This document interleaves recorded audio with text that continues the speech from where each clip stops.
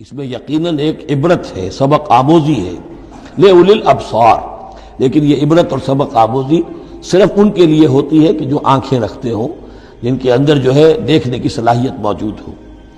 اب یہ آج بڑی اہم آ رہی ہے فطرت انسانی کے اعتبار سے۔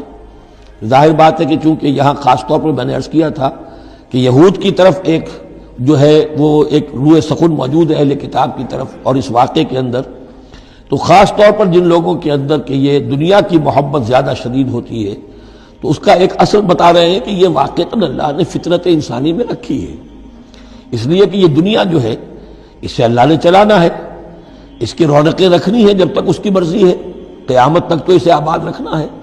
اولاد پیدا ہوگی تو دنیا قائم رہے گی، نسل چلے گی، مرد اور عورت کی ایک دوسرے کے ساتھ کشش ہوگی تو اولاد پیدا ہوگی، اور یہ تمام چیزیں جو ہیں دولت کی کوئی طلب ہوگی تو آدمی محنت کرے گا، مشقت کرے گا، کمائے گا، تو اس لیے یہ چیزیں فطرت انسانی میں ہیں، یہ بیسک اینیمل انسٹنکٹس ہیں۔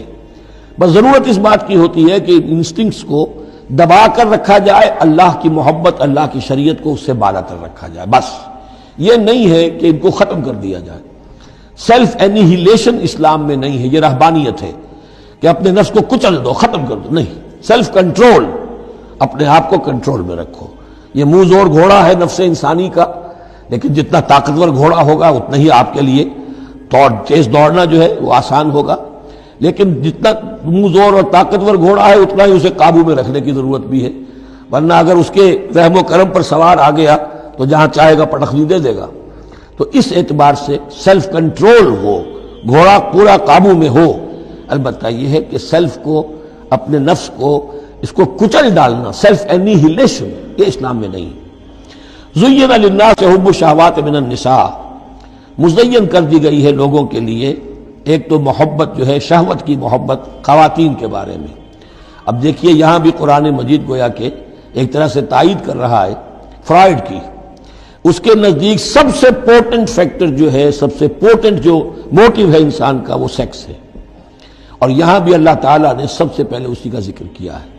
اگرچہ میرے نزدیک ضروری نہیں ہے، اس لیے کہ دوسری جگہوں پر پیٹ جو ہے معاشی ضرورت یہ اس سے بھی سخت ہو جاتی ہے، لیکن یہ کہ واقعتاً یہ حضور نے بھی فرمایا ہے صلی اللہ علیہ وسلم، ما ترکت بعدی فتنۃ اضر علی الرجال من النساء، میرے بعد اب مردوں کے لیے عورتوں کے فتنے سے بڑا فتنہ اور کوئی نہیں ہے۔ ان کی محبت جو ہے وہ انسان کو کہاں سے کہاں لے جاتی ہے۔ بلعام بن باورا یہود کے اندر ایک بہت بڑا عالم اور فاضل شخص تھا، ایک عورت کے چکر میں آ کر اور وہ شیطان کا پیرو بن گیا، وہ قصہ آئے گا سورہ اعراف کے اندر۔ تو واقعہ یہ ہے، لیکن ایک فطرت کے اندر ہے تو صحیح، محبت تو ہے۔ زُیِّنَ لِلنَّاسِ حُبُّ الشَّهَوَاتِ مِنَ النِّسَاءِ وَالْبَنِينَ، اور بیٹے انسان کو بہت پسند ہیں، بیٹے ہوں، اس کا نام چلتا رہے، بڑھاپے کا سہارا بنے۔ وَالْقَنَاطِيرِ الْمُقَنطَرَةِ مِنَ الذَّهَبِ وَالْفِضَّةِ، اور یہ کہ خزانے ہوں جمع کیے ہوئے سونے کے اور چاندی کے۔ وَالْخَيْلِ الْمُسَوَّمَةِ، اور گھوڑے ہوں، بڑے نسل والے گھوڑے جو ہیں جن پر کے نشان لگے ہوئے ہوتے ہیں، پیڈگری ہوتی ہے ان کی۔